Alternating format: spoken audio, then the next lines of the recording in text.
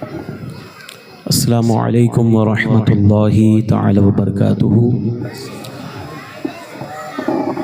نحمده ونصلی ونسلم علی رسولہ الکریم رؤوف الرحیم، اما بعد فاعوذ باللہ من الشیطان الرجیم، بسم اللہ الرحمن الرحیم۔ لقد جاءکم رسول من انفسکم عزیز علیہ ما عنتم حریص علیکم بالمؤمنین رؤوف الرحیم۔ فَإِن تَوَلَّوْا فَقُلْ حَسْبِيَ اللَّهُ لَا إِلَٰهَ إِلَّا هُوَ عَلَيْهِ تَوَكَّلْتُ وَهُوَ رَبُّ الْعَرْشِ الْعَظِيمِ۔ آمنت باللہ صدق اللہ العظیم۔ انتہائی عقیدت و محبت کے ساتھ، دل کی عطا گہرائیوں کے ساتھ، ہماری اور آپ کی بلکہ تمام انبیاء کی جو مرکز عقیدت ہیں، اس بارگاہ میں خراج عقیدت پیش کرتے ہوئے درود پاک پڑھیں۔ الصلاۃ والسلام علیک یا رسول اللہ، الصلاۃ والسلام علیک یا حبیب اللہ، الصلاۃ والسلام علیک یا نبی اللہ، وعلی آلک واصحابک یا نور اللہ صلی اللہ تعالی علیہ وسلم۔ آپ تمام کو ماہ ربیع الاول کا یہ مقدس مہینہ بہت بہت مبارک۔ غالباً یہ تیسری مرتبہ آپ کے اس علاقے میں حاضری ہے، اور اتفاق یہ کہ اسی موقع پر 12ویں شریف کے موقع پر ہی یہ اللہ تعالیٰ نے سعادت عطا کی کہ حضور علیہ الصلاۃ والسلام کا کچھ میں ذکر کروں، حالانکہ ہمارے لب اس قابل تو نہیں، ہماری زبانیں اتنی پاک تو نہیں کہ حضور کا مقدس اور عظیم ذکر کریں، لیکن اللہ کی رحمت سے امید ہے کہ اللہ اسی ذکر کی برکت سے ہمارے گناہوں کو بھی معاف فرمائے، اور ہمارے والدین، ہمارے خاندان کے تمام افراد کی اللہ تعالیٰ اسی ذکر کے صدقے میں بخشش فرمائے۔ آپ نے اعلانات کے ذریعے، پوسٹرز کے ذریعے، اور علماء اکرام جو یہاں پہ تشریف لاتے، مبلغین آتے، ان کے ذریعے آپ نے آج کے موضوع کے متعلق جانا ہوگا کہ حضور علیہ الصلاۃ والسلام کی ہم پر، آپ پر، مجھ پر اور تمام امت پر جو شفقت ہے، محبت ہے، اور حضور کی امت سے جو ایک عظیم سرکار کا تعلق ہے، سرکار کی محبت ہے، اس سلسلے میں انشاءاللہ میں چند باتیں، چند احادیث پیش کرنے کی کوشش کروں گا۔ میں نہیں سمجھتا کہ کوئی کلمہ پڑھنے والا جس کے دل میں حضور کی محبت ہو، وہ اس حقیقت سے ناشنا ہے یا واقف نہیں ہے کہ حضور ہم سے محبت فرماتے ہیں۔ ہر کلمہ پڑھنے والا مسلمان جس کے دل میں حضور کی واقعی محبت ہے، بھلے ہی کم ہو یا زیادہ ہو، ہر کلمہ پڑھنے والا یہ جانتا ہے کہ ہمارے آقا امت سے بے پناہ محبت فرماتے ہیں، لیکن یہ محبت کا تعلق کس حد تک ہے، کس درجے تک ہے، آئیے اسے ہم قرآن پاک اور حدیث پاک سے سمجھنے کی کوشش کریں۔ آپ یا میں، ہم میں سے ہر ایک سے ہمارے ماں باپ محبت کرتے ہیں، اور شاگرد سے استاد یا استاد سے شاگرد محبت کرتا ہے، بلکہ ہر مومن دوسرے مومن سے ایمان کے رشتے سے محبت کرتا ہے۔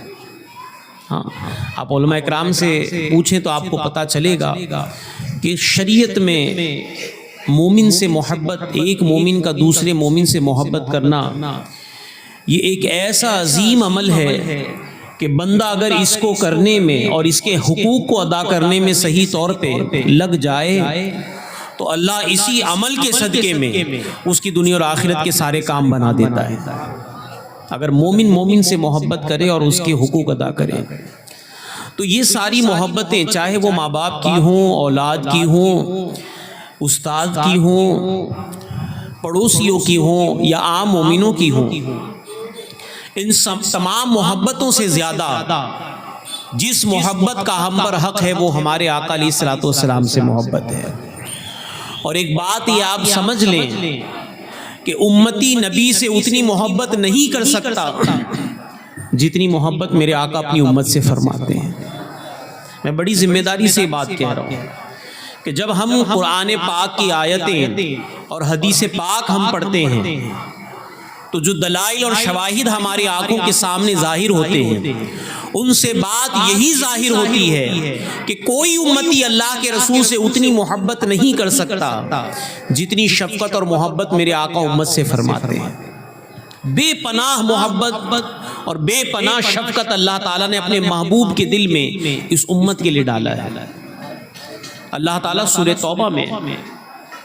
توبہ کی دو آخری آیتیں جس کی میں نے تلاوت کا شرف حاصل کیا، آپ نے اسے پہلے بھی سنا ہوگا کہیں نماز میں یا تلاوت میں یا قرآن خوانی میں۔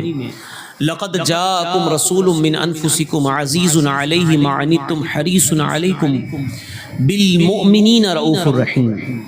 اس آیت کا مفہوم کیا ہے؟ اللہ فرماتا ہے خبردار، تحقیق تمہارے پاس اللہ کی طرف سے رسول آئے۔ کون؟ من انفسکم، جو تمہیں میں سے ہے۔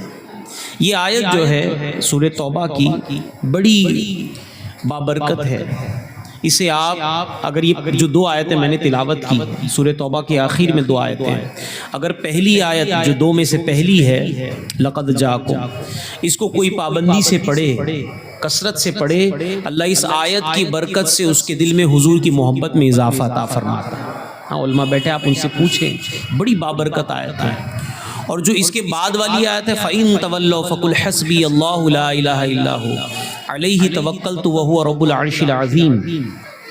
اس آیت کے متعلق امام غزالی فرماتے ہیں کہ اگر کوئی صبح کے وقت اور شام کے وقت سات مرتبہ حسبی اللہ سے، فَإِن تَوَلَّوْا سے نہیں، حسبی اللہ سے کوئی اس آیت کو صبح کے وقت اور شام کے وقت سات مرتبہ پڑھنے کی عادت ڈالے تو اللہ رب العزت اس پاک کلام کی برکت سے دنیا اور آخرت میں وہ جس کام کا ارادہ کرے گا اللہ اس کے کام میں اسے کامیاب فرمائے گا۔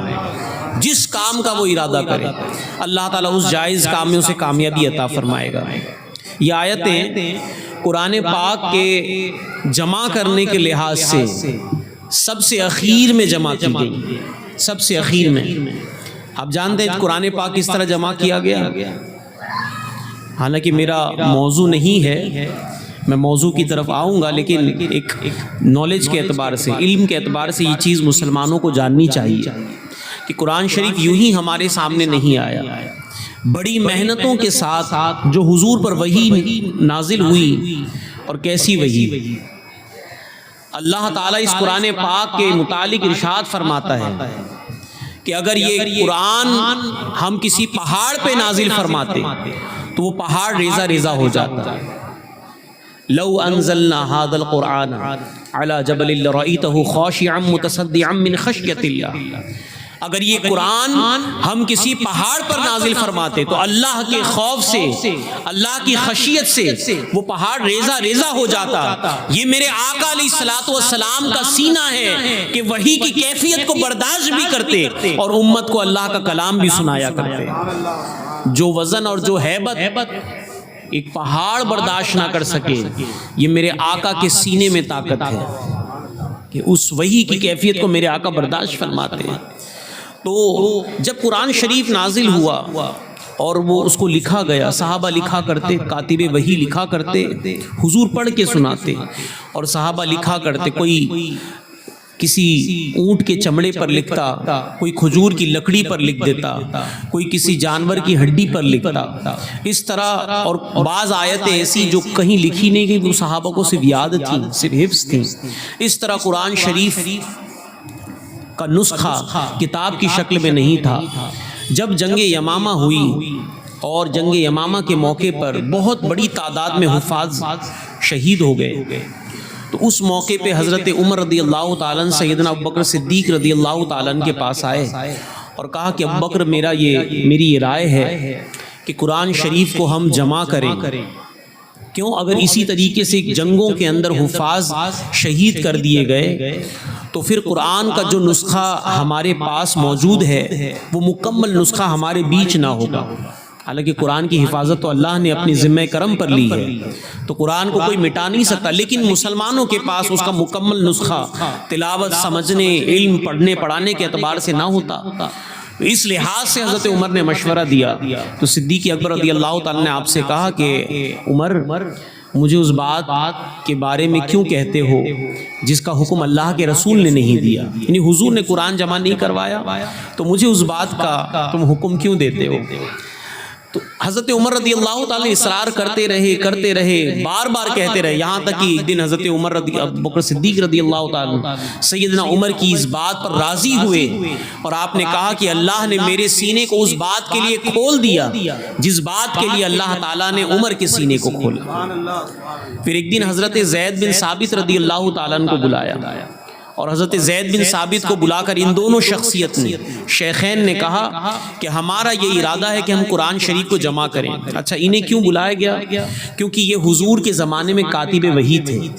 قرآن جب نازل ہوتا تو بہت سارے کاتب وحی تھے، حضرت امیر معاویہ رضی اللہ تعالیٰ عنہ بھی تھے کاتب وحی، اسی طریقے سے حضرت زید بن ثابت بھی تھے کاتب وحی۔ تو آپ کو اس لیے بلایا اور حضرت صدیق اکبر نے کہا کہ عمر نے مجھے، آپ نے پورا واقعہ بتایا، کہا کہ عمر نے مجھ سے کہا، یہاں تک کہ اللہ نے میرے سینے کو اس بات کے لیے کھولا۔ تو یہی بات حضرت زید بن ثابت نے کہا کہ ابو بکر و عمر، آپ دونوں اللہ کے رسول علیہ الصلوۃ والسلام کے جانشین ہیں، لیکن میں عرض کرنا چاہوں گا کہ آپ یہ اس بات کا حکم ہمیں کیوں دیتے ہیں جس بات کا حکم اللہ کے رسول نے ہمیں نہیں دیا۔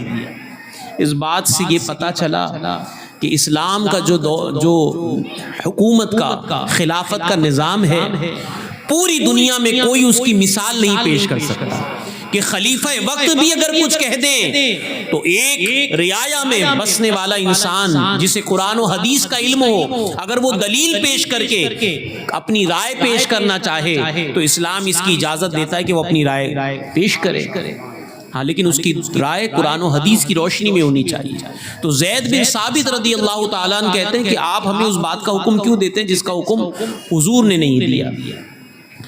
پھر دونوں نے اصرار کیا، بار بار ان سے یہی کہتے رہے، زید بن ثابت رضی اللہ تعالیٰ عنہ سے، کہ آپ اس بات پہ آئیں کہ آپ قرآن جمع کریں، آپ قرآن جمع کریں۔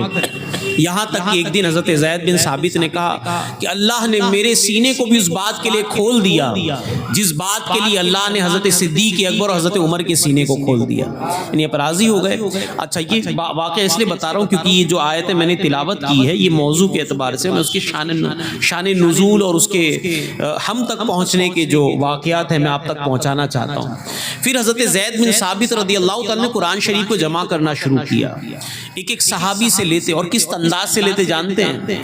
جب کوئی آیت کہیں سے آتی تو آیت پیش کرنے والے، جب کوئی کہتا نا کہ یہ آیت قرآن کی ہے تو لانے والے کو کہا جاتا کہ تم دو گواہ پیش کرو صحابہ کی جماعت سے، دو صحابی گواہی دیں کہ یہ قرآن کا حصہ ہے، ہم نے اس کو حضور کی زبان سے سنا، ہم نے اس کو قرآن کا حصہ حضور کی زبان سے سنا کہ سرکار نے فرمایا یہ قرآن میں اللہ کا کلام ہے۔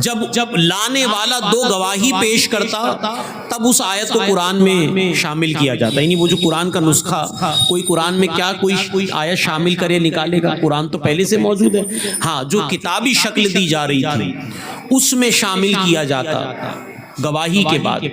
اب کیا ہوا، سارا قرآن شریف جمع کیا گیا، اخیر میں ایک دم اینڈ میں، ایک دم اخیر میں ایک صحابی رسول آئے اور ان کا نام حضرت خزیمہ ہے۔ بڑی پیاری بات آپ کو بتاؤں، آپ کا ایمان تازہ ہوگا۔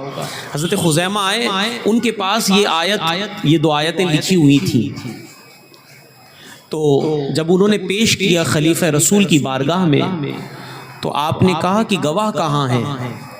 تو آپ نے کہا کہ میں گواہی دیتا ہوں کہ اللہ کے رسول نے اسے قرآن کا نسخہ فرمایا، یہ قرآن کی آیت ہے۔ تو سیدنا عمر اور سیدنا عثمان غنی نے آپ کی اس بات کو قبول کیا، کیوں؟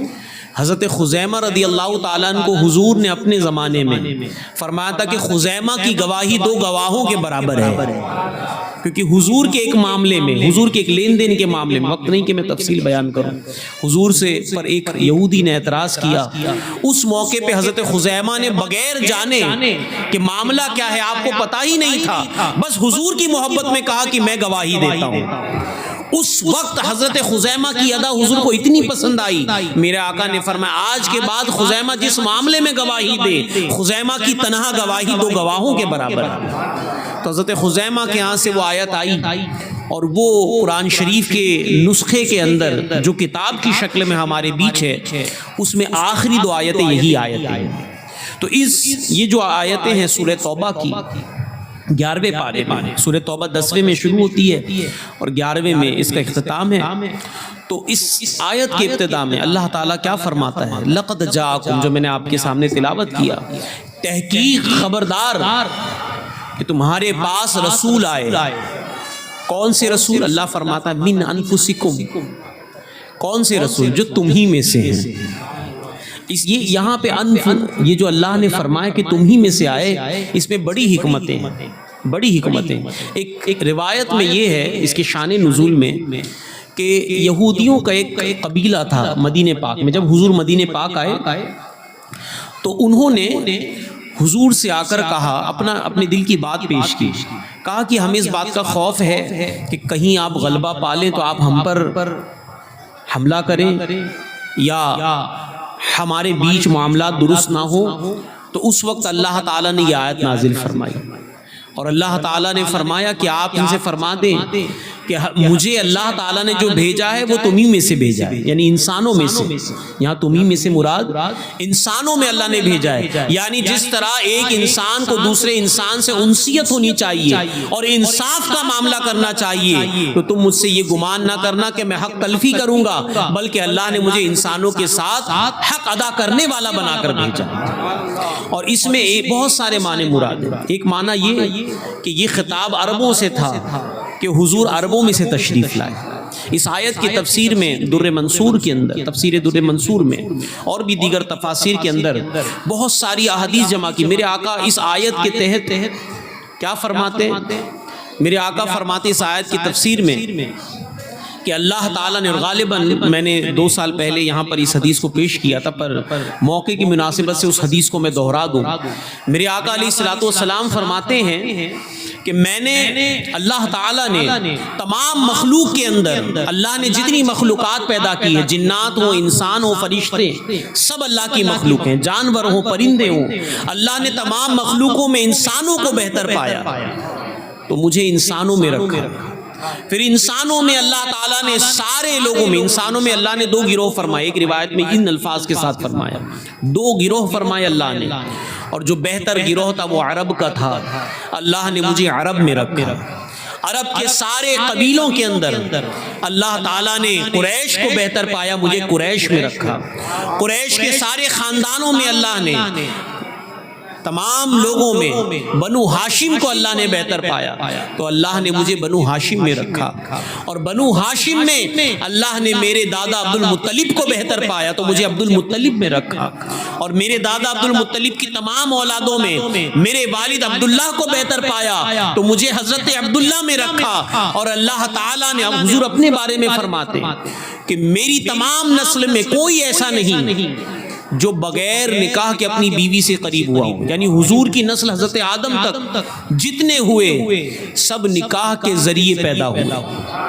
ایک روایت میں میرے آقا فرماتے ہیں کہ دور جہالت کی کوئی برائی میری کسی نسل میں داخل نہیں ہوئی۔ اللہ نے حضور کی تمام نسل کو تمام جہالت کی برائیوں سے محفوظ فرمایا، چاہے وہ زنا ہو یا شراب خوری ہو، کسی بھی برائی کو اللہ نے اپنے محبوب کی نسل میں داخل ہونے نہیں دیا۔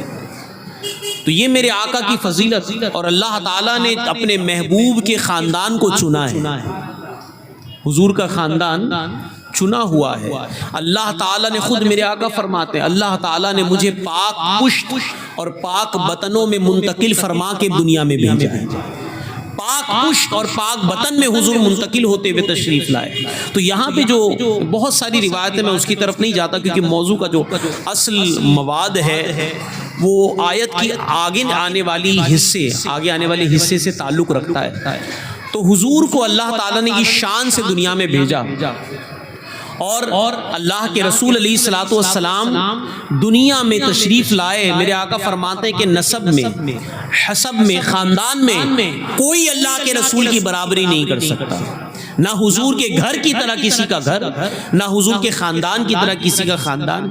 بلکہ میں چونکہ یہ فتنے والا دور ہے، میں ایک بات بڑی ذمہ داری سے کہوں کہ دنیا میں جو جس کو مانتا ہو، جس مذہب کو مانے یا جس شخصیت کو مانے، دنیا میں کوئی شخصیت ایسی نہیں، مذہبی شخصیتوں کی میں بات کر رہا ہوں، کہ جس کی نسل پہلے اور بعد میں اتنی ثابت ہو جتنی میرے آقا کی نسل ثابت ہے. کوئی بھی شخصیت آپ اٹھا کے دیکھ لیں، اگر آدم علیہ السلام تک آپ چلے جائیں یا آج چلے جائیں، بہت سارے بڑے بڑے نامور کہ جن کے ماننے والے 3000 سال سے دنیا میں موجود ہیں، 5000 سال سے ہونے کا دعویٰ کرتے، 2000 سال سے ہونے کا دعویٰ کرتے، لیکن دنیا میں آج آپ ان کی نسل میں ڈھونڈیں تو آج آپ کو ان کی نسل نہیں ملے گی. لیکن میرے آقا کو اللہ نے اِنَّا أَعْطَيْنَاكَ الْكَوْثَرَ کی شان عطا فرمائی. اللہ نے حضور کی نسل کو باقی رکھا، قیامت تک حضور کی اولاد باقی رہے گی. اس لیے تو حضور نے فرمایا کہ میں تمہارے بیچ 2 بھاری وزنی چیزیں چھوڑ کر جا رہا ہوں، ایک قرآن اور ایک میری اہل بیت. قیامت تک قرآن اور اہل بیت دونوں موجود رہیں گے. حضور کی نسل، امام مہدی کون ہوں گے؟ امام مہدی جو ہوں گے قیامت کے قریب جو ظاہر ہوں گے وہ حضور کی اولاد سے ہوں گے. تو چاہے آدم علیہ السلام تک جائیں یا قیامت تک آپ چلے جائیں، حضور کی شان یہ ہے کہ اللہ نے اپنے محبوب کی نسل کو محفوظ رکھا ہے. حضور کی نسل محفوظ ہے. اور آگے اللہ تعالیٰ کیا فرماتا ہے؟ یہ رسول تمہی میں سے ہیں. انفسکم عزیز علیہ ما عنتم حریص علیکم. یہ رسول تم سے بڑی محبت فرماتے ہیں، تمہیں بہت چاہتے ہیں، اور تمہارا مشقت میں گرنا، کس کا؟ امت کا مشقت میں گرنا حضور کو بڑا شاق ہوتا ہے. سرکار اس بات کو پسند نہیں کرتے کہ کسی بھی اعتبار سے امت تکلیف میں آ جائے. اللہ اکبر. میرے آقا علیہ الصلوۃ والسلام کے پیار دیوانوں، اگر آپ حضور کی شفقت اور رحمت کے معاملات کو دیکھیں اس حدیث پاک کی روشنی میں، تو اللہ کے رسول علیہ الصلوۃ والسلام جب اس دنیا میں تشریف فرما تھے تو ان کے سامنے کون سی جماعت تھی؟ صحابہ کی جماعت. صحابہ سے حضور کا جو شفقت والا معاملہ تھا، اللہ اکبر. آپ دیکھیں تو آپ کو بڑی حیرت ہوگی کہ دنیا میں کسی نے اپنے ماننے والوں پر ایسی شفقت نہ کی ہوگی جیسے حضور نے اپنے ماننے والوں پہ شفقت فرمائی. آج اگر کسی کو عہدہ مل جائے، آج اگر کوئی کسی کمیٹی کا بڑا بن جائے، کسی جگہ کا بڑا بن جائے، کسی سلسلے کا بڑا بن جائے، تو کہیں نہ کہیں شیطان اور نفس اس کے اندر بات ڈالتا ہے، بڑا ہونے کی تکبر ڈالتا ہے. اور کہیں نہ کہیں بہت بہت کم ایسے آپ کو اللہ کے بندے ملیں گے کہ جو عہدہ ملنے کے بعد، رتبہ ملنے کے بعد، بلندی ملنے کے بعد اپنے چھوٹوں پر شفقت والا معاملہ کرتے ہیں. بہت صبر والا بھی کوئی بندہ رہتا ہے، کبھی نہ کبھی اس سے بھی غصے میں الفاظ نکل جاتے ہیں. آپ دیکھ لیں، بہت کوئی آپ کو صبر کرنے والا ملے، کبھی نہ کبھی اسے بھی غصہ آ جاتا ہے، وہ کسی نہ اپنے خاص کو ڈانٹ دیتا ہے. لیکن میرے آقا اللہ اکبر کیسی شفقت. صحابی رسول بیان کرتے ہیں، امام قاضی ایاز نے کتاب الشفا میں اس روایت کو نقل کیا کہ حضور علیہ الصلوۃ والسلام کی بارگاہ میں ایک دن ایک اعرابی آئے. اعرابی کسے کہتے ہیں؟ اعرابی کہتے ہیں دیہاتی کو. دیہاتی تو جو شہر میں رہنے والے ہوتے ہیں ان کا کلچر، ان کی تہذیب گاؤں میں رہنے والوں سے الگ ہوتی ہے. اگر آپ کو کوئی کھانے کے دستر پہ بٹھا دے تو آپ کو پتا ہوگا کہ چمچ کا استعمال کس کے لیے کرنا ہے، میٹھا کب کھانا ہے، روٹی کیسے لینی ہے.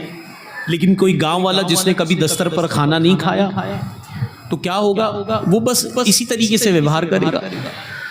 اور کھانے میں ہی نہیں، لوگوں سے بات چیت، لین دین، ہر چیز میں دیہات والے شہر والوں سے الگ ہوتا ہے۔ اب فرق یہ مٹتا جا رہا ہے، کیونکہ آج انٹرنیٹ کا زمانہ ہے، لوگ ایک دوسرے کی تہذیب کو انٹرنیٹ کے ذریعے دیکھتے ہیں کہ بات کیسے کی جاتی ہے، ملاقات کیسے کی جاتی ہے۔ لیکن پہلے کے زمانے میں کسی اور کلچر میں رہ کر دوسری تہذیب کے مطابق اپنے آپ کو ڈھالنا یہ بالکل مشکل تھا۔ اس لیے آپ سنیں گے اگر روایتیں کہ اعرابی آ کر حضور کی بارگاہ میں ایسے ایسے کام کرتے کہ صحابہ کو غصہ آ جاتا تھا۔ وہ کبھی کبھی مسجد کا ادب نہیں کرتے، صحابہ جس طرح حضور سے ادب کا معاملہ کرتے، اعرابی جو آتے، جو نئے نئے اسلام میں آئے، انہیں نہیں معلوم تھا کہ صحابہ کی آپس میں کیسے ادب کے معاملات ہیں، تو کہیں نہ کہیں ان کے اندر وہ باتیں نہیں ہوتی۔ تو بہرحال یہ بھی جو اعرابی جن کا ذکر ہے، یہ کسی دیہات سے آئے تھے، انہیں کچھ ضرورت تھی۔ ہوا یہ کہ انہوں نے حضور سے مانگا، سرکار سے کہا کہ سرکار مجھے حاجت ہے۔ سرکار نے انہیں ان کی حاجت کے مطابق عطا فرما دیا۔ اب یہاں پہ حضور کو کچھ ظاہر کرنا تھا، ورنہ حضور کیوں فرماتے؟ سرکار نے کسی مصلحت کے تحت فرمایا۔ حضور نے فرمایا کہ کیا میں نے تجھ پر احسان کیا؟ کیا کہا؟ کیا میں نے تجھ پر احسان کیا؟ اچھا یہ تو حضور نے پوچھا، لیکن ہم کبھی کسی کو احسان نہ جتائیں، یہ بہت بڑی بات۔ کسی انسان یا کسی مسلمان پہ آپ احسان کریں تو احسان نہ جتائیں۔ کیوں؟ حدیث پاک میں آیا کہ جو احسان کرنے کے بعد احسان جتلاتا ہے، اللہ اس پر قیامت کے دن نظر رحمت نہیں فرمائے گا۔ تو کسی کے ساتھ بھلائی کریں تو اللہ کے لیے کریں، کرنے کے بعد بھول جائیں۔ احسان کرنے کے بعد اسے جتانا اور اس پر اپنا وزن بتانا، یہ ایمان کا شیوا نہیں۔ تو حضور نے حکمت کے تحت فرمایا، کیا میں نے تجھ پر احسان کیا؟ آپ کو اس کی حکمت آگے سمجھ آئے گی۔ تو انہوں نے کہا کہ اللہ اکبر۔ انہوں نے کہا، یہ روایت ہے، کہتے ہیں کہ آپ نے مجھ پر احسان نہیں کیا۔ آپ کی زبان سے جملہ نکلنا تھا، تمام صحابہ غیظ و غضب میں آ جاتے، جلال کے اندر صحابہ کا دل کرتا ہے کہ ان کو پکڑیں، لیکن سرکار نے اشارے میں صحابہ کو اشارہ کیا، اور صحابہ حضور کے اشارے سمجھا کرتے تھے، بس اشارہ کیا، صحابہ سمجھ گئے کہ سرکار نے کیا فرمایا۔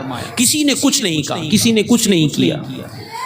اب جب انہوں نے یہ کہا کہ آپ نے احسان نہیں کیا، اللہ اکبر، ورنہ اگر سرکار کسی کو کچھ عطا نہ بھی کریں تو بھی یہ کیا کم احسان ہے کہ حضور نے کی امت میں ہم شامل ہو گئے، حضور نے اللہ کا دین ہم کو لا کے پہنچایا۔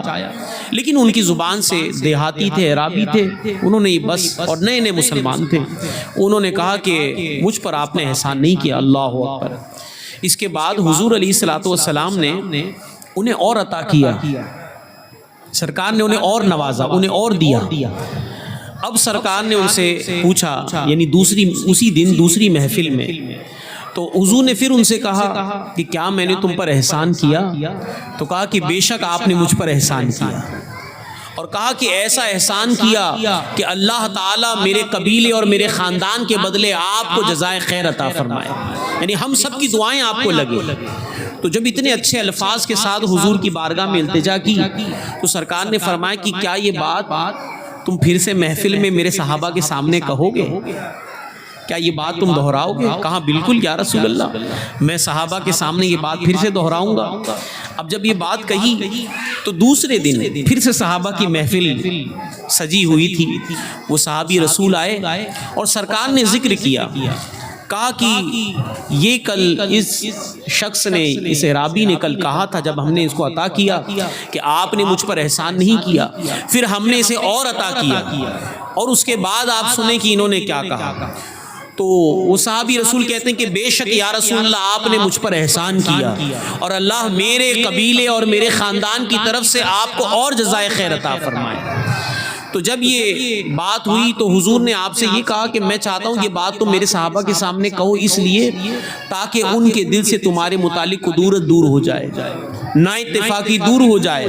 جب صحابہ نے یہ بات سنی، اب اصل حصہ آپ سنیں، یہ واقعے کے بعد جو اصل آپ کو بتانا ہے، حضور نے کیا فرمایا۔ سرکار نے پھر صحابہ کے مجمع میں کہا کہ اے میرے صحابہ سنو کہ تمہاری اور میری مثال ایسی ہے، تمہاری اور میری مثال ایسی ہے جیسے کسی کا اونٹ غصے میں بھاگے، شریر اونٹ یعنی پریشان کرنے والا اونٹ بھاگے غصے میں اپنے مالک سے، اور مالک نہیں بلکہ دوسرے محلے کے لوگ اسے پکڑنے کے لیے جائیں، لوگ کوشش کریں اسے بلائیں پکڑیں لیکن کوئی اس پر قابو نہ کر سکے، پھر اس کا مالک آئے اور لوگوں سے کہے کہ تم ہٹ جاؤ، مجھے پتا ہے کہ اسے کیسے قابو میں کرنا ہے، پھر وہ ایک چارہ اٹھائے اور دوسری سمت سے جا کر اپنی اونٹنی کو، معاف کیجیے گا اونٹنی سرکار نے فرمایا اونٹنی کو بلائے اور اسے چارہ دکھائے، اور جب مالک کو دیکھے، چارہ دیکھے اور مالک کے بلانے کے انداز کو دیکھے تو اونٹنی آ کر بیٹھ جائے،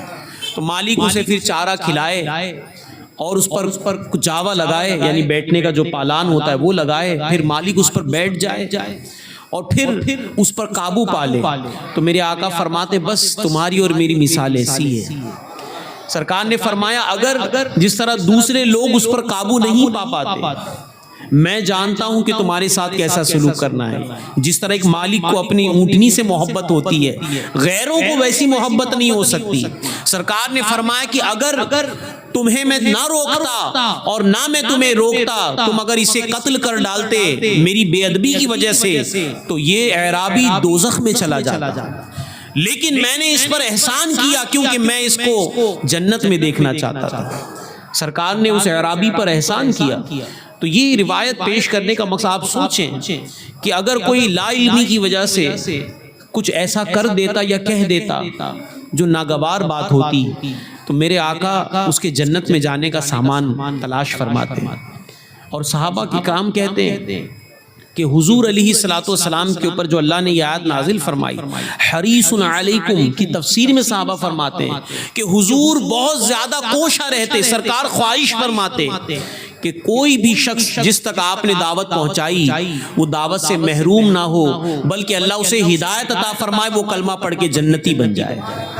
جب حضور نے مکے میں دعوت دی، طائف میں دعوت دی اور لوگوں نے آپ کی دعوت کا انکار کیا، تو حضرت جبریل علیہ السلام ایک فرشتے کو لے کر آئے۔ لوگوں نے آپ سے ایسی باتیں کہیں جن باتوں سے آپ کو بہت رنج ہوا، بہت تکلیف ہوئی، سرکار کو بہت زیادہ دکھ ہوا۔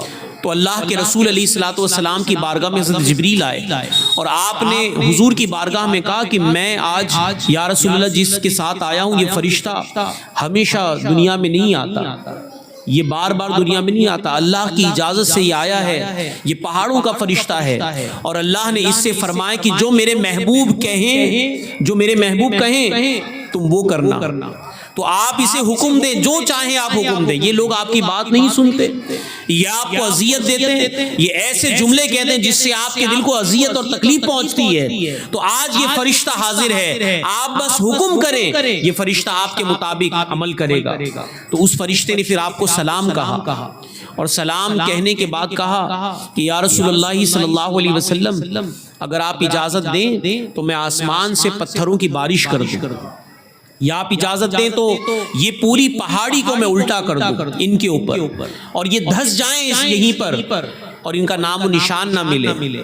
تو اللہ کے رسول علیہ الصلوۃ والسلام نے جب اس فرشتے سے یہ بات سنی تو آپ نے کہا کہ مجھے اللہ کی رحمت سے امید ہے یہ نہ صحیح ان کی نسلیں ایمان قبول کریں گی، ان کی اولادیں، ان کی نسلیں ایمان قبول کریں گی۔ جب حضور کی زبان اقدس سے یہ بات نکلی تو اس فرشتے نے کہا کہ بے شک آپ کے رب نے آپ کی شان بہت خوب بیان فرمائی کہ آپ اپنی امت کے لیے حریص ہیں، حریص علیکم، جو اللہ نے فرمایا کہ آپ کو یہ شاک گزرتا ہے کہ آپ کی امت دوزخ میں چلی جائے، آپ کو اس پر رنج ہوتا ہے، آپ کو تکلیف ہوتی ہے کہ آپ کا کوئی امتی اذیت کے اندر آ جائے۔ آپ سوچیں جب اللہ کے رسول کا معاملہ، آپ کی رحمت کا معاملہ ان کے بارے میں ایسا ہے جنہوں نے کلمہ نہیں پڑھا، تو جنہوں نے کلمہ پڑھ لیا ان کے لیے اللہ کے رسول کا عالم کیا ہوگا، ان کے لیے حضور کی شفقت کا عالم کیا ہوگا۔ اس لیے ہمارے امام کہتے ہیں کہ فریاد امتی جو کرے حال زار میں، ممکن نہیں کہ خیر بشر کو خبر نہ ہو، ممکن نہیں کہ خیر بشر کو خبر نہ ہو۔ تو میرے آقا علیہ الصلوۃ والسلام کے پیارے دیوانوں، ہمارے آقا جانتے ہیں جب سرکار پیدا ہوئے تو آپ کی زبان پر سب سے پہلے اپنی امت کی یاد تھی۔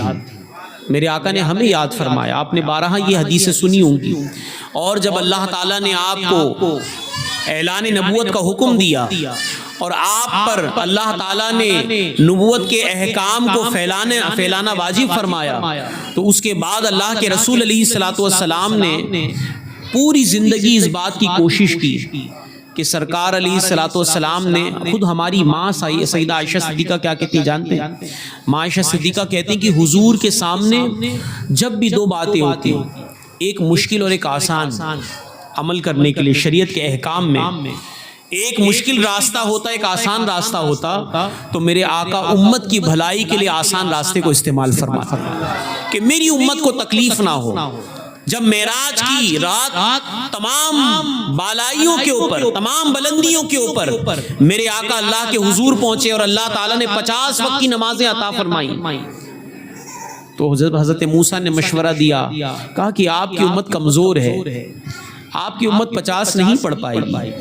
تو میرے آقا کو امت کا خیال آیا، اللہ کی بارگاہ میں گئے اور آپ نے 5 کر کے 45 نمازیں آپ نے معاف کروائی اور امت کو 5 نمازوں کا اس طرح تحفہ عطا فرمایا کہ آج امت 5 وقت کی نماز پڑھے اللہ تعالیٰ 50 وقت کا ثواب عطا فرماتا ہے۔ میرے آقا فرماتے ہیں حدیث پاک میں کہ اگر تم پہ گرا نہ ہوتا، بھاری نہ ہوتا، تو میں مسواک کو ہر وضو میں فرض کر دیتا۔ ہر وضو میں مسواک کرنا ہم پر ہر وضو میں لازم ہوتا، اور ایک روایت میں عطر کا بھی ذکر فرمایا کہ اگر امت پر گرا نہ ہوتا، حضور عطر اور مسواک کو اتنا پسند فرماتے۔ میرے آقا فرماتے کہ مسواک کیا کرو کہ اللہ کو راضی کرنے کا ذریعہ ہے، یہ اللہ کو راضی کرنے کا ذریعہ ہے۔ مسواک سے سکرات میں آسانی ہوتی ہے، خاتمہ بالخیر ایمان پر نصیب ہوتا ہے۔ اتنی فضیلتیں مسواک کی، اور میرے آقا علیہ السلام جب اتنے فائدے ہیں تو کیا میرے آقا نہیں چاہتے ہوں گے کہ امت مسواک کرے تاکہ ایمان پر خاتمہ نصیب ہو؟ میرے آقا چاہتے تھے، لیکن میرے آقا یہ بھی جانتے تھے کہ ہماری حالت کیا ہے اعمال کے لحاظ سے۔ اگر سرکار فرما دیتے کہ مسواک فرض ہے تو آج ہمیں ہر وقت مسواک لے کے گھومنا پڑتا، وضو ٹوٹ گیا، وضو کرنے کے لیے پھر مسواک استعمال کرنی ہے، کہیں ایسی جگہ پہنچ گیا جہاں مسواک نہیں ہے تو کیا کرتے؟ تو اللہ کے رسول علیہ الصلوۃ والسلام ہمارے مشقت میں ہمارا جانا میرے آقا برداشت نہیں فرماتے۔ میرے آقا فرماتے اگر میری امت پہ گیرا نہ ہوتا، بھاری نہ ہوتا، تو مسواک کو فرض کر دیتا، مسواک کو لازم کر دیتا۔ ایک روایت میں فرماتے ہیں کہ اگر تم پہ گیرا نہ ہوتا، بھاری نہ ہوتا، تو میں عشاء کی نماز کو، ایک روایت میں فرمایا آدھی رات کے بعد، اور ایک روایت میں فرمایا تہائی رات کے بعد فرض کرتا۔ یعنی اگر آپ مغرب کا وقت لے 7 بجے اور صبح کتنے بجے ہوتی ہے؟ 5 بجے ہے نا تقریباً، تو 10 گھنٹے کو اگر آپ 3 حصوں میں ڈیوائیڈ کریں کتنا ہو گیا؟ 3.25 گھنٹے کے قریب، یعنی 10:15 ساڑھے 10 بجے اگر عشاء کا وقت شروع ہوتا، جماعت ہوتی 11:15 بجے، آپ بتائیے پھر کتنے لوگ جماعت کے لیے حاضر ہوتے؟ اگر آدھی رات کے بعد عشاء ہوتی 5 گھنٹے کے بعد، تو 12 بجے کون عشاء پڑھنے کے لیے اٹھتا؟ لیکن میرے آقا علیہ الصلوۃ والسلام ہمارا مشقت میں پڑھنا ہرگز گوارا نہیں فرماتے۔ میرے آقا فرماتے اگر تمہارے ضعیف، کمزور اور بوڑھوں کا مجھے خیال نہ ہوتا تو میں عشاء کو تہائی رات کے بعد فرض کرتا، یا عشاء کو آدھی رات کے بعد فرض کرتا، الگ الگ الفاظ کے ساتھ فرمایا۔ اور آپ سوچیں آج حضور نے ہمارا خیال کر کے عشاء کا وقت اتنا جلدی فرمایا، اور ہم پھر بھی عشاء کی نماز نہ پڑھیں، فجر نہ پڑھیں، تو یہ حضور سے محبت نہیں ہے۔ حضور سے محبت کا حق تو یہ ہے کہ جس طرح حضور علیہ الصلوۃ والسلام ہر معاملے میں ہمیں یاد فرماتے ہیں، ہمیں بھی ہر معاملے میں اپنے آقا کو یاد کرنا چاہیے۔ جو نہ بھولا ہم غریبوں کو رضا، جو نہ بھولا ہم غریبوں کو رضا، ذکر اس کا اپنی عادت کیجیے۔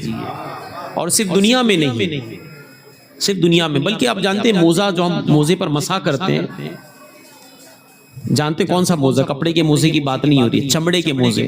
یہ کیا ہے؟ سنت ہے، اور اس کو استعمال کریں کبھی نہ کبھی زندگی میں ضرور۔ کیوں؟ یہ اس امت کا خاصہ ہے، یہ ہماری اسپیشلٹی ہے۔ کیوں؟ سرکار علیہ الصلوۃ والسلام نے ایک روایت میں فرمایا کہ اللہ تعالیٰ نے ہمیں یعنی اس امت کو 6 چیزیں ایسی فرمائیں عطا جو ہم سے پہلے کسی اور امت کو نہ دی گئی۔ جیسے تیمم ہم سے پہلے کسی کے لیے مٹی کو پاک کرنے والا اللہ نے نہیں بنایا۔ کیوں؟ کیونکہ ہم اللہ کے رسول کی امت ہیں، ہمارے اندر کوئی کوئی خوبی نہیں ہے، ہمارے اندر کوئی کوالٹی نہیں ہے.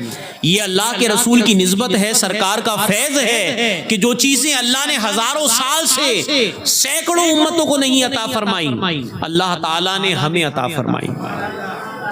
گزشتہ تمام امتوں کو جو چیزیں نہیں دی گئیں وہ اللہ نے ہمیں عطا فرمائی، صرف اور صرف حضور کی نسبت سے. پوری زمین کو اللہ نے ہمارے لیے مسجد بنا دیا.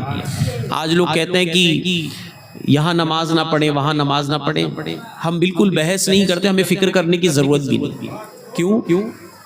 اللہ جب کچھ عطا کرے اسے کوئی کیسے لے سکتا ہے؟ اللہ رب العزت اپنی قدرت سے کچھ عطا کرے تو بھلا کسی بندے میں یا کسی مخلوق میں یہ مجال ہو سکتی ہے کہ اللہ کی دی ہوئی چیز کو واپس لے لے؟ حضور کے صدقے اللہ نے ہمیں شان عطا کی کہ اللہ نے ہمارے لیے تمام زمین کو مسجد بنا دیا، اور قیامت تک اللہ نے یعنی زمین کو ستھرا کر دیا ہمارے لیے، جہاں نماز کا وقت ہو نماز ادا کر سکے. اسی طرح ان میں سے ایک یہ بھی ہے کہ موزوں پر خف جسے کہتے ہیں، چمڑے کے موزوں پر مسح کریں. یہ ہم سے پہلے اور کسی کو نہیں دیا. اس کے متعلق ایک بڑی پیاری روایت مجھے یاد آئی، مولا کائنات کی بات. سیدنا مولا کائنات کہتے ہیں کہ اگر شریعت میں اپنی عقل کا دخل ہوتا، یعنی انسان اپنی مرضی سے دین میں کچھ کر لے، تو کہتے ہیں کہ اگر شریعت میں دین میں اپنی عقل کا دخل ہوتا کہ مجھے یہ اچھا لگتا ہے، تو فرماتے ہیں کہ میں موزوں پر مسح کرنے کے سلسلے میں موزوں کا جو تلا ہوتا ہے، ٹھیک ہے، یہ پیٹھ ہے اور یہ پیٹ ہے، تو فرماتے ہیں کہ میں موزے کے تلے پر میں مسح کرنے کا حکم دیتا. کیوں؟ عقل یہ کہتی کہ پیر ایسا رہتا ہے تو دھول تو نیچے لگی، میل تو نیچے لگی، تو کہاں صاف کرنا چاہیے؟ نیچے. لیکن حضور نے اوپر صاف کیا، حضور نے مسح اوپر کیا. تو مولا کائنات فرماتے ہیں کہ شریعت میں دین میں اپنی عقل نہیں لگتی. جو علم کے شہر کا دروازہ ہے وہ بھی حضور کے سامنے اپنی بات نہیں رکھتے، وہ بھی حضور کے سامنے اپنی عقل کو رکھ دیتے ہیں کہ جو حضور کی بات وہ آخری بات. تو شریعت کو اہمیت دیں. تو اسی طریقے سے جو موزے پر مسح ہے، اس کے بارے میں ایک روایت کہ ایک شخص نے آ کر حضور کی بارگاہ میں اجازت طلب کی، کیونکہ صحابہ اکرام موزہ پہنتے تھے اور اس زمانے میں پانی کی قلت تھی. تو حکم یہ تھا، اور ابھی بھی یہ حکم ہے احناف کے نزدیک، حنفیوں کے نزدیک، کہ جو قیام کرے یعنی مقیم جو ہے، جیسے ہم اور آپ بمبئی کے ہیں تو ہم مقیم ہیں بمبئی میں، جب ہم کسی اور شہر یا اسٹیٹ میں جائیں جہاں ہمارا گھر نہیں، ہم وہاں پہ مسافر ہوں گے، ہے نا. تو مقیم کے لیے اجازت ہے کہ وہ ایک دن اور ایک رات 24 آورز جب اس نے وضو کر کے موزہ پہن لیا، وضو کیا اور وضو کر کے اس نے چمڑے کا پیر دھو لیا، پیر دھو کر اس نے چمڑے کا موزہ پہنا. اب جب اس کا وضو ٹوٹے گا، یہ میں اس لیے مسئلہ بتا رہا ہوں تاکہ ہمیں فضیلت حاصل ہو کہ رات میں ایک دین کا مسئلہ سیکھ کر سونا یہ رات بھر کی نفل عبادت سے زیادہ ثواب کا حامل ہے نا. سنی اجتماع سے، اس محفل میلاد سے کچھ سیکھ کر جائیں. تو مسئلہ یہ ہے کہ اگر کسی نے موزہ وضو کیا، چمڑے کا موزہ پہنا، اور پہننے کے بعد وضو کرنے کے بعد پہنا، اب جب پہلی بار اس کا وضو ٹوٹے گا، پہلی بار مثال کے طور پر میں نے مغرب کے بعد میں نے وضو کیا اور میں نے موزہ پہن لیا. اب عشاء کے بعد تقریباً 10 بجے میرا وضو ٹوٹا، تو 10 بجے سے لے کے کل 10 بجے تک 24 گھنٹے جب میں اپنے گھر میں ہوں، ممبئی میں ہوں، تو میرا یہ مسح چلے گا. یعنی جب بھی میں وضو کروں گا اب تو میں صرف اور صرف موزے کے اوپر سے مسح کر لوں گا، پیر نہیں دھوں گا، یہ میرا وضو ہو جائے گا. اور جو مسافر ہوگا اس کے لیے حکم ہے کہ 72 گھنٹے 3 دن 3 راتیں، ہے نا. اصلاح فرماتے حضرت اگر مسئلے میں کوئی غلطی ہو، اگر آج میں مسافر ہوں اور آج میں نے وضو کیا مغرب بعد اور میرا وضو برقرار ہے، میں نے موزہ پہن لیا، اب جب میرا وضو ٹوٹے گا تو رات 10 بجے اگر ٹوٹا تو کل پرسوں اس کے بعد جب 72 گھنٹے پورے ہوں گے تب تک میں بار بار صرف موزے پر مسح کر کے میں نماز ادا کر سکتا ہوں، قرآن کی تلاوت کر سکتا ہوں. ہاں لیکن جب جس نے موزہ نکال دیا اب اس کا وہ مسح ٹوٹ گیا، سمجھ گئے. تو میں یہ حدیث جو پیش کرنے جا رہا ہوں، ایک شخص نے آ کر حضور سے عرض کیا کہ یا رسول اللہ میں سفر میں ہوں اور ہمارے لیے سفر میں دشواری ہوتی ہے، میں مفہوم پیش کر رہا ہوں حدیث کا، ہمارے لیے کچھ آپ رعایت کر دیں کہ وہ 1 دن کی مدت بڑھا دیں. تو سرکار نے اسے بڑھایا، 2 دن کیا، آپ نے کہا کہ یا رسول اللہ اور بڑھائیں، انہوں نے اور بڑھانے کے لیے کہا، سرکار نے 3 دن تک بڑھا دیا. تو وہ چلے گئے اجازت لے کر، خوش ہو گئے کہ وہ 1 دن کا 3 دن ہو گیا۔ بعد میں میرے آقا نے جانے کے بعد کہا کہ اگر وہ کہتے رہتے تو میں 5 دن تک بڑھا دیتا۔ امت سے اتنا پیار ہے کہ 1 دن کا فرماتے میں 5 دن کر دیتا اپنی امت کے لیے، اور اللہ نے یہ اختیار اپنے محبوب کو عطا فرمایا، جس چیز کو چاہے فرض کر دے، جس چیز کو چاہے حرام کر دے۔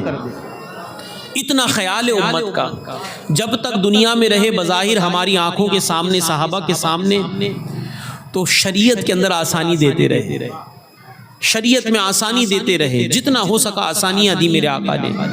اور آج قبر میں ہیں تو اپنی امت کے لیے دعائیں فرما رہے ہیں۔ جب حشر کے میدان میں، آپ جانتے ہیں صحابہ نے پوچھا تھا رسول اللہ آج ہم آپ کے قریب ہیں، قیامت میں ہم آپ کو کہاں تلاش کریں گے؟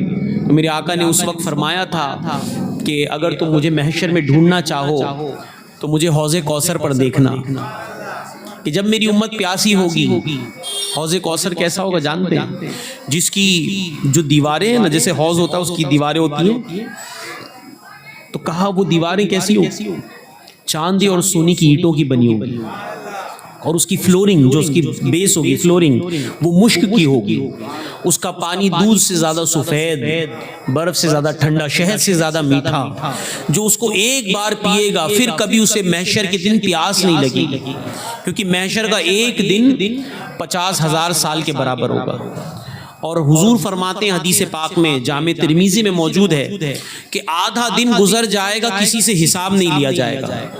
لوگ اس قدر پریشان ہوں گے کہ چاہے جو کافر ہوں گے، جنہیں پتہ ہے کہ ہمیں دوزخ میں جانا ہے، وہ یہ کہیں گے کہ ہمیں تو دوزخ میں جانا ہے، ہمیں فوراً دوزخ میں ڈال دیا جائے۔ اس وقت جیسے انسان کبھی کبھی بیمار ہوتا ہے تو کچھ بیماریوں میں اتنا تکلیف ہوتی ہے کہ کہتا ہے کہ مجھے مار دو، میں مرنا چاہتا ہوں۔ تو اس طرح کچھ منافقین اور کفار کا حال یہ ہوگا کہ وہ محشر کی تکلیفوں سے پریشان ہوں گے اور کہیں گے ہمیں دوزخ میں ہی ڈال دیا جائے، حشر کی تکلیف سے ہمیں آزادی مل جائے۔ تو اس دن سرکار کا عالم یہ ہوگا کہ سرکار کی رحمت کا صدقہ محشر میں کافروں کو بھی عطا ہوگا۔ یہ ہمارے مفسرین نے فرمایا۔ کیوں؟ رحمت کا حصہ کیسے ملے گا؟ اس اعتبار سے کہ جو حساب کتاب شروع نہیں ہو رہا، لوگ پریشان ہیں کہ اب کیا ہوگا، اب کیا ہوگا۔ میرے آقا جا کے شفاعت کا دروازہ ٹھکٹھکائیں گے، اللہ کی بارگاہ میں گزارش کریں گے، سجدہ ریز ہوں گے، اور آپ کے سجدے میں جانے کے بعد ہی حساب و کتاب شروع ہوگا۔ تو جو لوگوں کے اوپر، چاہے مومن ہو یا کافر ہو، سب کے اوپر جو حشر کے میدان کی ہیبت تھی، اس ہیبت کو ہٹانے والے میرے آقا علیہ الصلوۃ والسلام۔ تو میرے آقا علیہ الصلوۃ والسلام کی دنیا میں یہ ہم پر شفقت محبت ہے کہ دنیا میں جب تک رہے کہیں نماز میں تخفیف کروائی، کہیں عبادت میں تخفیف کروائی، اور ہمیں وہی چیزیں حضور نے شریعت میں عطا کی جو ہمارے لیے آسان ہے۔ لیکن ہمارا حال یہ ہے، اللہ معاف فرمائے، کہ وہ آسان میں بھی آسانی چاہیے۔ آکے امام صاحب سے، مفتی صاحب سے، اس میں بھی ہم شارٹ کٹ ڈھونڈتے ہیں کہ حضرت بتا دیجئے کیا کروں۔ اللہ نے ویسے ہی ہم کو دین آسان عطا فرمایا۔ میرے آقا فرماتے ہیں الدین یسر، اسلام جو دین ہے وہ آسان ہے۔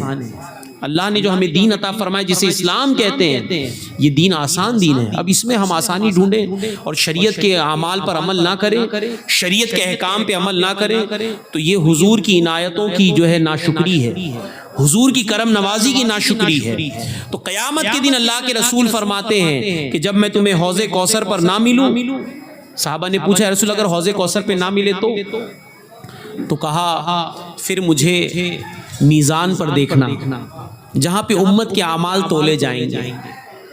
تو جب کسی کا نیکی کا پلہ ہلکا ہوگا میری امتی کا، تو میرے آقا علیہ الصلوۃ والسلام دعا کر کے، اللہ کی بارگاہ میں سفارش کر کے اس کے پلے کو بھاری بنائیں گے۔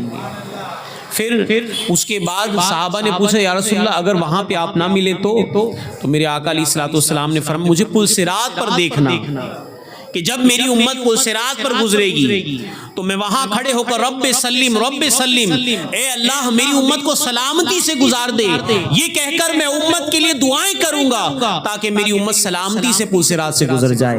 ہمارے امام نے اسی نقشے کو کھینچتے ہوئے کہا کہ رضا پل سے اب وجد کرتے گزریے کہ ہے رب سلم صدائے محمد، رضا پل سے اب وجد کرتے گزریے کہ ہے رب سلم صدائے محمد۔ تو ایسے شفیع شفیق آقا، ایسے رحیم آقا، رؤوف و رحیم آقا۔ میرے آقا کے بارے میں اللہ نے فرمایا رؤوف الرحیم، اللہ نے آپ کو رؤوف بھی بنایا، رحیم بھی بنایا۔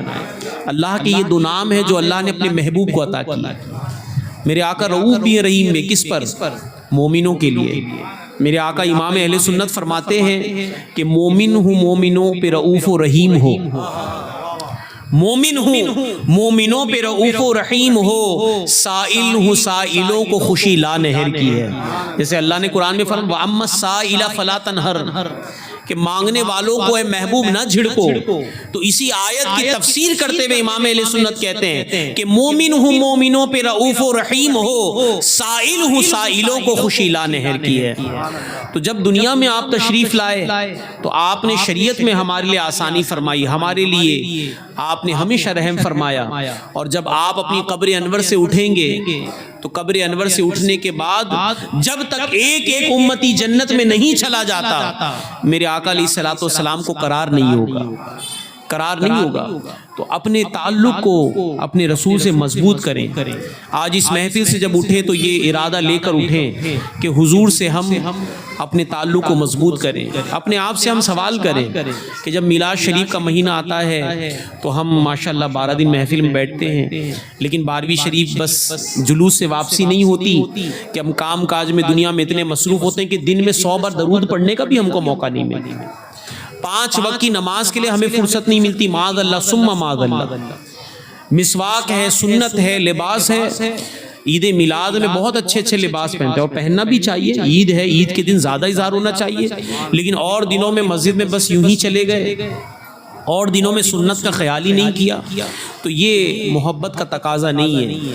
محبت کا تقاضا یہ ہے کہ جو نہ بھولا ہم غریبوں کو رضا، جو نہ بھولا ہم غریبوں کو رضا، یاد اس کی اپنی عادت کیجئے، بیٹھتے اٹھتے مدد کے واسطے یا رسول اللہ کی کثرت کیجئے۔ تو اپنی عادت بنائیں انشاءاللہ۔ آج اس محفل سے جب اٹھیں تو اس ارادے کے ساتھ اٹھیں کہ انشاءاللہ ہم حضور کو روز یاد کریں گے۔ کیسے؟ درود شریف کے ذریعے۔ درود شریف پڑھیں، با ادب پڑھیں، زیادہ آپ کو فیض حاصل ہوگا۔ اور ابھی آج 5ویں شب ہے، اگر آج سے بھی آپ نے پڑھنا شروع کیا، روز 500 مرتبہ آپ درود شریف پڑھیں، تاکہ کم سے کم 12ویں شریف تک 3313 مرتبہ آپ درود شریف مکمل کر لیں طاق عدد کی نسبت سے۔ امید کرتا ہوں آپ عمل کریں گے انشاءاللہ۔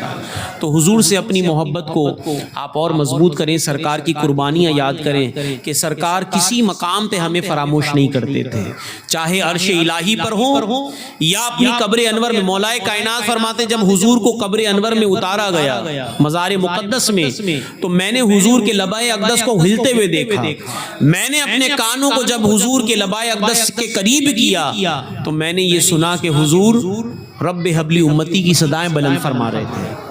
تو قبر میں ہوں، پیدائش کے وقت ہوں یا عرش الہی کے قریب ہوں، ہر مقام پہ جس آقا نے ہمیں فراموش نہیں کیا، ہر جگہ پہ ہماری ماؤں سے زیادہ ہم پر شفقت کرتے رہے۔ تو ان سے محبت کا حق یہ ہے کہ ہم بھی اپنے دن اور اپنی راتوں کو اس وقت تک ہم نہ گزاریں اور ختم نہ کریں جب تک حضور کو یاد نہ کریں۔